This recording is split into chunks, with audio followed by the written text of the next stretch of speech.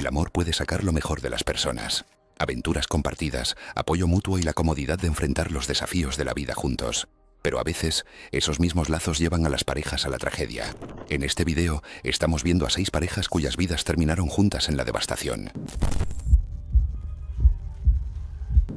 Era el 18 de agosto de 2016, en el lado norte del macizo del Mont Blanc, sobre el glaciar Mer de Glace, en Francia.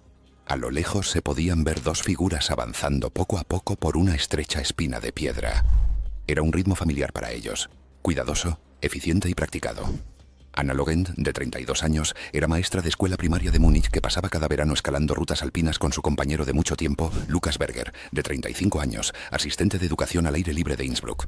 No eran profesionales, pero ambos eran competentes y metódicos. Registraban las escaladas meticulosamente, estudiaban las rutas y compartían listas de equipo en línea con otros escaladores. Su equipo era sólido: cuerdas gemelas, arneses modernos y dispositivos de protección ligeros. Preferían lo práctico sobre lo nuevo, confiando en el equipo que había demostrado su valía durante temporadas de uso. Habían estado escalando juntos durante casi 7 años. Ya te habían subido picos menores en el macizo del Mont Blanc y estaban seguros de sus habilidades. Las caras de granito sobre la Mer de Glace ofrecían rutas sencillas con anclajes fijos intermitentes, aunque el terreno exigía atención constante. Las tormentas de la tarde eran comunes, pero los pronósticos prometían una pequeña ventana de buen tiempo hasta la noche. La última hora de la mañana, el viento comenzaba a levantarse. Las nubes se juntaron más rápido de lo previsto, rodando sobre los picos como humo. Lukas lideró el segundo largo con firmeza, construyendo un anclaje en la siguiente posición con una mezcla de equipo y viejos pernos. Anna siguió de cerca, limpiando eslingas desgastadas y reemplazando mosquetones oxidados. Se detuvo en un perno desgastado, lo revisó y decidió que estaba lo suficientemente bien. Sus radios crepitaban con estática por el frente que se acercaba, pero continuaron con la esperanza de terminar antes de que el clima cambiara. Al comienzo de la tercera sección, Anna tomó la delantera mientras Lukas aseguraba desde un estrecho saliente. Ella se enganchó en lo que parecía ser un punto fijo sólido dejado por otro equipo. Luego vino un sonido bajo y gemido, el tipo que todo escalador reconoce al instante. Testigos en una ruta cercana dijeron que escucharon un chasquido agudo resonar a través del cañón, seguido de un grito que se cortó a mitad de aliento.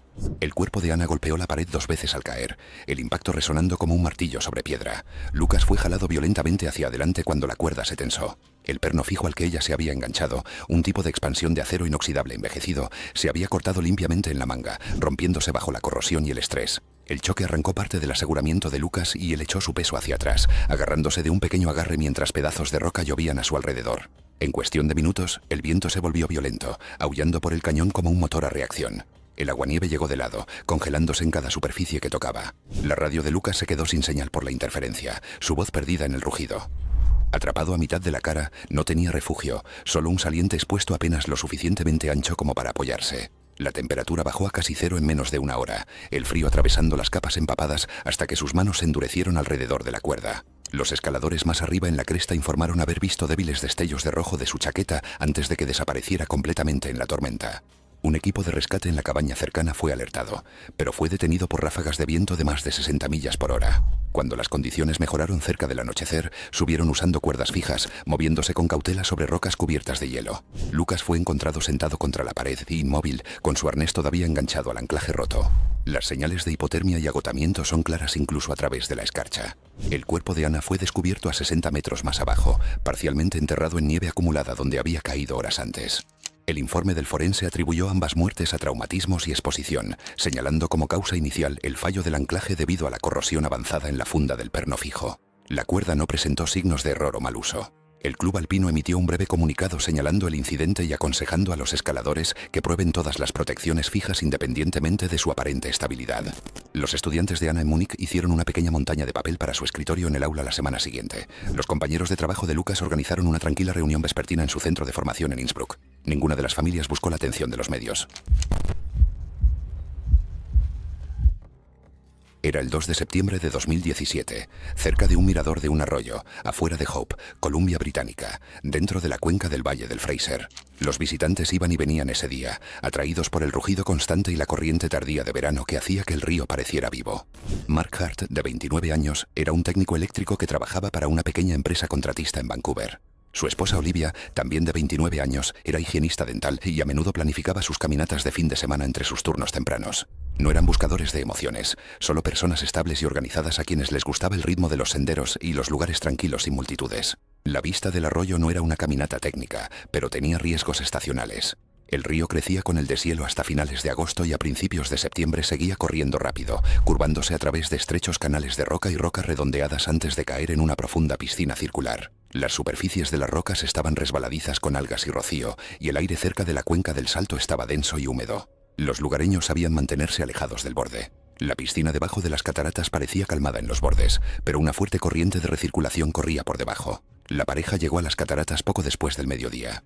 Pasaron por 2 pescadores guardando sus cosas y un guardabosques voluntario limpiando escombros cerca de las escaleras. El guardián luego dijo que la pareja caminaba de la mano. Siguieron el sonido del agua hasta que el ruido se abrió a su alrededor. Las cataratas estaban más llenas de lo habitual después de las lluvias recientes. El río burbujeaba donde encontraba las rocas. Se detuvieron en el saliente más cercano a la piscina de inmersión. Una pequeña barrera de madera marcaba el límite de visualización, pero muchos visitantes pasaban más allá para tomar fotografías. Mark puso su mochila a unos pocos pies del borde y se agachó para encuadrar una fotografía.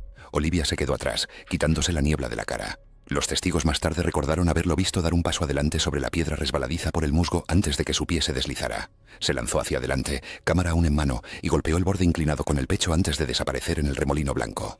Olivia se lanzó de inmediato, dejando caer su chaqueta y saltando hacia donde él desapareció. 2 pescadores en la orilla opuesta vieron cómo el agua se los tragaba. Corrieron río abajo, gritando, pero la corriente era demasiado rápida.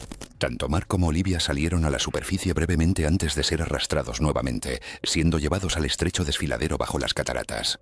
El canal estaba atascado con ramas rotas y raíces de viejos deslizamientos, formando un colador natural que atrapaba escombros y amplificaba el flujo hidráulico. Los equipos de búsqueda llegaron en 30 minutos después de que los testigos los alertaran, desplegando líneas de lanzamiento y sistemas desde la orilla. Pero la turbulencia cerca del borde hizo imposible el acercamiento. Al amanecer, los buzos entraron en el desfiladero desde la sección inferior donde la corriente se calmaba en estanques más tranquilos. Encontraron a la pareja en 3,6 metros de agua, enredados en raíces de aliso sumergidas. El forense más tarde indicó que la causa principal de la muerte fue ahogamiento, con múltiples lesiones por fuerza contundente consistentes con el impacto contra rocas durante la inmersión. En las semanas siguientes, Milpark reforzó discretamente el área de observación con una barrera de acero a la altura de la cintura y agregó señales de advertencia más claras sobre las corrientes subterráneas. Un equipo de rescate voluntario comenzó patrullas de fin de semana cerca del inicio del sendero durante los meses de mayor afluencia de visitantes. Amigos de la pareja organizaron una pequeña caminata conmemorativa a lo largo del sendero de la cresta con vista a las cascadas. Distribuyeron tarjetas laminadas recordando a los excursionistas que permanezcan detrás de las barreras de seguridad y nunca se acerquen al pozo de la cascada. Era el 4 de julio de 2015 en el Oberland Bernés de Suiza. Desde la ladera cubierta de hierba sobre Lauterbrunnen, los térmicos ascendían en suaves columnas, del tipo que atrae a parapentistas de toda Europa. Camille Dubois, de 27 años, era una fisioterapeuta de Lausana conocida entre sus colegas por su precisión y paciencia, cualidades que llevaba a su nueva pasión por el parapente. Él había comenzado a volar hace 2 años. Su prometido Paul Renarden, de 30 años, fotógrafo independiente, se unió a ella poco después. A menudo entrenaban juntos los fines de semana, preparándose para la categoría de vuelo de larga distancia macampo traviesa que requería navegar corrientes de aire cambiantes a través de terrenos montañosos. Ambos estaban certificados, pero ninguno había encontrado aún las térmicas impredecibles del Oberland a mediados de verano. El viaje de la pareja esa semana fue en parte recreativo, en parte aspiracional. Paul había conseguido permiso de una pequeña marca de equipos para exteriores para documentar vuelos en tándem sobre el valle de Lauterbrunnen para un folleto turístico local. El modelo meteorológico pronosticó una leve inestabilidad, con potencial para un fuerte ascenso a última hora de la mañana. Camille había dudado, consciente de que los térmicos alpinos podían aumentar rápidamente en días despejados y calurosos. Pero con su equipo recién revisado y las condiciones de despegue todavía calmadas, procedieron. El plan era un despegue lado a lado desde la cresta de Grutschalp, siguiendo la pared del valle occidental antes de descender hacia Wengen. Era un recorrido de vuelo estándar, escénico, popular y generalmente indulgente. Para las 9:15 de la mañana, varios pilotos ya estaban en el aire. Las condiciones parecían calmadas desde el suelo, aunque más tarde los pilotos dijeron que el viento se sentía nervioso, con pequeños sacudidas que obligaban a realizar correcciones rápidas de dirección. Emile y Paul despegaron sin problemas, sus planeadores inflándose uno al lado del otro. Durante unos minutos todo parecía rutinario. Volaban en paralelo a unos 160 pies de distancia, trazando la cresta en arcos constantes. Luego el aire cambió.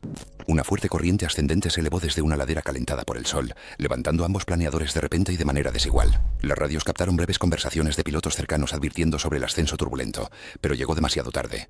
Ambos toldos se desplegaron al mismo tiempo. Testigos los vieron inclinarse hacia adelante, colapsar ligeramente y luego abrirse de nuevo. Pasar por sus caminos juntos, la punta del ala izquierda de Paul rozó las líneas de Camille. Solo un toque rápido pero suficiente para torcer ambas alas. En segundos los planeadores se enredaron. Se desplegó de un lado, el otro giró hacia abajo en una espiral apretada. Camille abrió su paracaídas de reserva de inmediato. La cubierta blanca se abrió pero ya estaba demasiado baja, a unos 200 pies sobre el fondo del valle. Los testigos describieron una breve estabilización antes de que ella se dirigiera hacia una saliente rocosa. El impacto fue instantáneo. La situación de Paul se deterioró más rápido.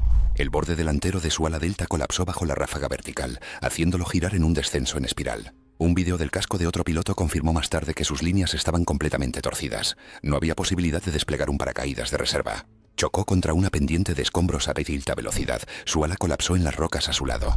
Toda la secuencia, desde el primer contacto hasta el impacto en el suelo, duró menos de 20 segundos. Los rescatistas llegaron a Mibo-Teist a ambos sitios dentro de los 20 minutos después de que los pilotos cercanos pidieran ayuda por radio. Encontraron a Camille suspendida en su arnés, su paracaídas de reserva enredado en pinos bajos. El impacto la había matado instantáneamente. El cuerpo de Paul fue descubierto más abajo en la pendiente, su dosel destrozado, las líneas cortadas y los elevadores torcidos por el impacto. Amigos y familiares recuperaron el equipo de la pareja en silencio la semana siguiente. Sus pertenencias, un GoPro, 2 altímetros y la cámara de Paul, fueron devueltas sin exhibición pública. Se llevó a cabo un memorial privado cerca del lago de Ginebra, al que asistieron principalmente otros pilotos que luego lo describieron como silencioso, sin viento, pero insoportablemente claro. Era el 12 de noviembre de 2018, a lo largo de una carretera costera en la provincia de Phetchaburi, Tailandia. El aire de la mañana estaba húmedo por una noche de lluvias pasajeras, el asfalto oscuro y resbaladizo bajo una fina neblina. El tráfico se movía de forma esporádica, el tipo de viaje ordinario de lunes que ocultaba un peligro silencioso. Somsak Pathum, de 42 años, y su pareja, Wipa Tongchai, de 39, vivían modestamente en Prachuap Khiri Khan con sus 2 hijos pequeños. Juntos administraban una pequeña casa de huéspedes de 5 habitaciones popular entre mochileros y viajeros nacionales. Somsak, un ex mecánico, mantenía su motocicleta de turismo él mismo equipada con alforjas e iluminación adicional. Weipa manejaba las finanzas del negocio y le encantaba unirse a él en paseos entre las provincias, a menudo explorando playas cercanas para recomendar a los huéspedes. Montar no era una emoción para ellos, sino una escapatoria tranquila de los largos días de trabajo húmedos. Su motocicleta estaba bien adaptada para viajes largos, lo suficientemente ligera para maniobrar, estable bajo peso. Pero las condiciones de ese día neutralizaron sus ventajas. El periodo posterior al monzón de la región a menudo dejaba escombros de árboles colgantes y derrames de diésel de camiones de transporte. Los grupos de transporte locales habían presentado quejas sobre las brechas de mantenimiento y el mal drenaje, pero no se habían iniciado reparaciones formales. A las 8:40 de la mañana, la pareja iba hacia el norte, a un ritmo constante de aproximadamente 43 millas por hora. La lluvia ligera había cesado, dejando la superficie húmeda y desigualmente reflectante. El tráfico era ligero excepto por algunos camiones de reparto dispersos. Pasaron por una serie de curvas suaves antes de acercarse a una larga curva cuesta arriba cerca del distrito de Van Lat, una sección notoria entre los locales por los derrames ocultos formados por los tanques con fugas de los camiones. Somsak disminuyó la velocidad ligeramente mientras subían, Weipa descansando sus manos suavemente alrededor de su cintura. Un taxista que los seguía a unos 50 metros detrás recordó más tarde que el neumático trasero de la moto hacía movimientos sutiles, como si perdiera agarre momentáneamente en la subida. Segundos después, un parche de hojas trituradas mezcladas con diésel apareció en el carril derecho. Cuando la rueda trasera del Honda pasó por el resbalón, la tracción desapareció. La parte trasera hizo un movimiento de pez hacia la izquierda y Somsak instintivamente contravolanteó, recuperando brevemente el alineamiento antes de que la llanta volviera a deslizarse. Testigos automovilistas describieron el movimiento como un tambaleo lento y prolongado que de repente se convirtió en un derrape. La motocicleta se inclinó hacia la derecha, produciendo chispas en el asfalto, luego cruzó el carril. En un instante la motocicleta se deslizó directamente hacia la trayectoria de un camión articulado que transportaba paneles de concreto. El conductor del camión frenó bruscamente, pero no había distancia suficiente.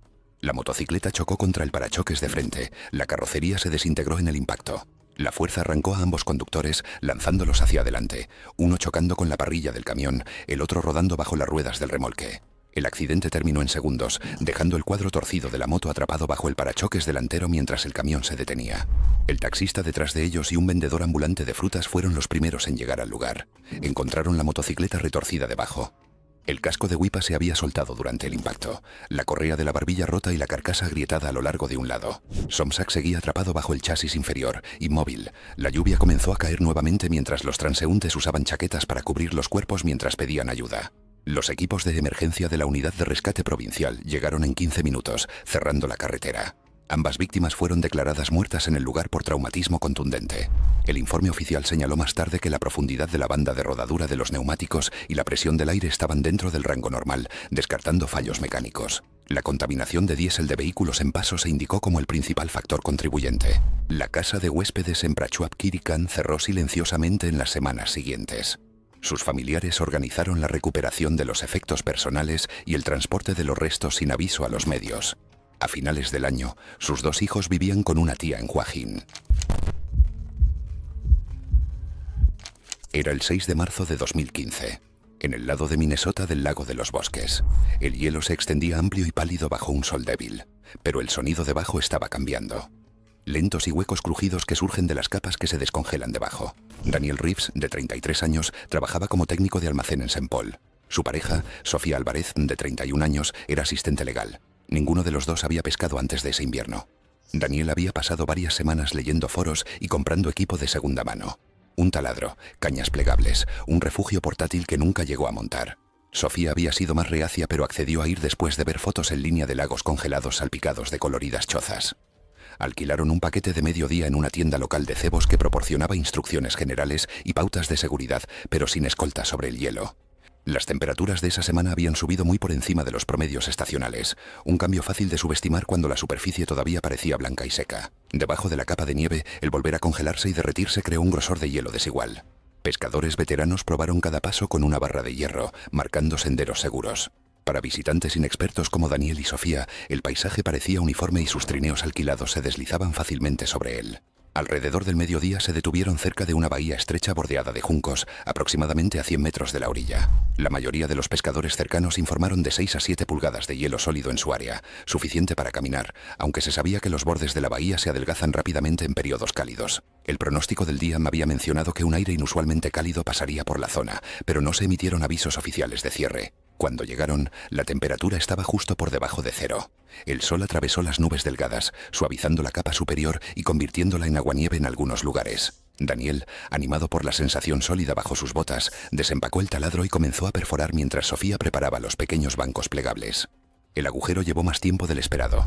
El barreno se atascó en una capa de hielo granular, indicando un reciente recongelamiento. Los pescadores cercanos notaron que la pareja estaba trabajando más lejos del grupo principal y les llamaron para sugerirles que se acercaran, pero el viento debió haber llevado sus voces.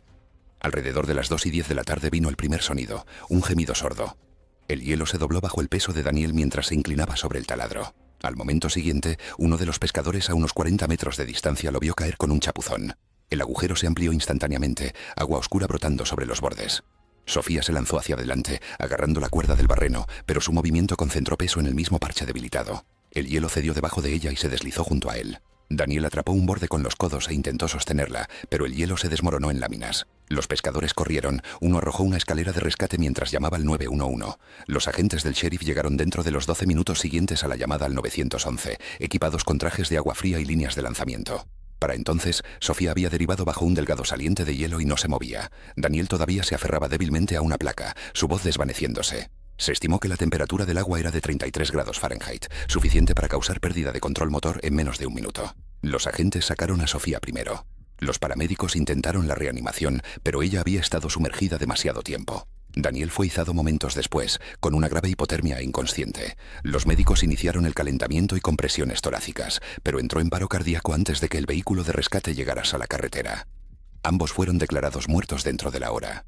Después de la investigación, las autoridades confirmaron que el deshielo fuera de temporada había reducido el grosor del hielo en la bahía a menos de 4 pulgadas, lo que no es seguro para caminar. La tienda de alquiler revisó su política, añadiendo advertencias verbales obligatorias y una lista de verificación de condiciones actualizada para cada cliente. Los locales evitaron esa sección durante el resto de marzo. Los negocios en las cabañas de alquiler cercanas cayeron drásticamente y el lugar permaneció tranquilo hasta el siguiente congelamiento. Era el 21 de mayo de 2017 cerca del límite del Parque Nacional Taman Negara en Malasia, donde un operador de tirolesa con licencia realizaba tours de aventura con vista al ir a la selva. El grupo de turistas esa tarde se movió con cuidado entre las plataformas. Alex Toller, de 28 años, era un investigador británico de vida silvestre que completaba un proyecto conjunto con una universidad malaya sobre poblaciones de aves forestales. Su compañera, Sarah Lim, 26, era una estudiante de biología de Kuala Lumpur que ayudaba con la identificación de campo y el catálogo de muestras. Habían pasado 2 semanas en la selva documentando la diversidad de especies y decidieron unirse a un recorrido guiado por el dosel en su último fin de semana como recompensa por los largos días de trabajo. Ambos estaban en buena salud y familiarizados con los sistemas de arnés utilizados en encuestas ecológicas, aunque dependían de guías para las verificaciones técnicas de seguridad de la tirolesa. La ruta de canopy comercial operada justo fuera del parque principal era mantenida por personal autorizado utilizando configuraciones de doble línea con anclajes fijos y cables de acero que se extendían entre altos árboles de dipterocarpo. Cada participante estaba sujeto a un carro de polea que corría a lo largo del cable superior, mientras que una cuerda de seguridad estaba conectada al arnés. El sistema dependía de la inspección periódica de los pernos y cojinetes expuestos a la humedad y la fatiga del metal. En ese día en particular, los guías informaron de retrasos menores por la lluvia de la mañana, señalando que las condiciones húmedas hicieron que las plataformas estuvieran resbaladizas y requirieran un manejo más cuidadoso del equipo. La tirolesa en cuestión atravesaba un profundo barranco en la jungla, de aproximadamente 160 pies de profundidad. Para media tarde, el grupo llegó al punto medio del circuito. El guía realizó una revisión rutinaria de los clips del arnés y los pernos del carro antes de enviar parejas a intervalos cortos. Alex y Sara fueron de los últimos en irse, emparejados lado a lado para la sección de cable doble que ofrecía un amplio deslizamiento panorámico sobre el valle. Según testigos, la falla ocurrió segundos después del lanzamiento de la pareja. A medio camino, un chasquido metálico audible cortó la jungla. Uno de los pernos del carrito en el lado de Alex se fracturó bajo carga, lo que posteriormente se atribuyó a una fractura por estrés agravada por óxido oculto dentro de la funda del perno. La asimetría repentina causó que la línea principal se moviera bruscamente, tirando ambos arneses hacia abajo. Su impulso los sacó de la trayectoria de deslizamiento adecuada y chocaron con la capa del dosel inferior en un violento enredo de ramas. Sara chocó primero contra un gran tronco. Su cuerpo se detuvo contra una rama más baja. Murió instantáneamente por el impacto. Alex cayó varios pies más lejos, aterrizando torpemente sobre una rama. Los testigos describieron verlo moverse ligeramente y pedir ayuda débilmente antes de quedarse inmóvil. Los guías descendieron utilizando sistemas de cuerdas mientras otros comunicaban por radio con el campamento base. Cuando los rescatadores lo alcanzaron, Alex estaba semi-inconsciente, con profundas laceraciones y posibles lesiones internas. La pendiente, las enredaderas enredadas y la corteza resbaladiza ralentizaron los esfuerzos del equipo para levantarlo. Los rescatistas de Qualatagan llegaron aproximadamente 40 minutos más tarde tras navegar por la densa maleza. Él sucumbió a la hemorragia interna y el shock antes de que pudieran moverlo a un claro, y su muerte fue declarada en el lugar. Una investigación de las autoridades del parque confirmó más tarde la fatiga del metal y los intervalos de reemplazo inadecuados como la causa. El operador suspendió de inmediato todos los recorridos en ese circuito y reemplazó el hardware en varias rutas. En los meses siguientes, ambas familias presentaron una demanda civil contra el parque y el proveedor de equipo, citando negligencia en los registros de mantenimiento e inspección. El caso se resolvió fuera de los tribunales, aunque los términos del acuerdo nunca se divulgaron públicamente. Gracias por ver. Si estas historias te entretuvieron, haz clic aquí para ver más.